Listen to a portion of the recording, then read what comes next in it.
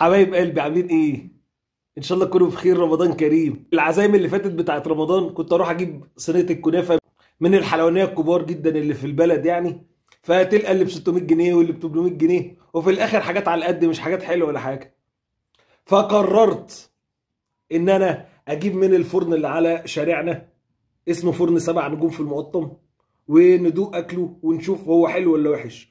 وبالذات ان كل المتميزين في العادي بيجوا في رمضان ويعكوا، فنديله فرصه. بسم الله.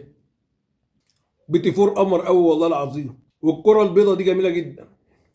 طب نجرب البيتي فورايه دي، عليها الكره السوداء وعليها كراميل.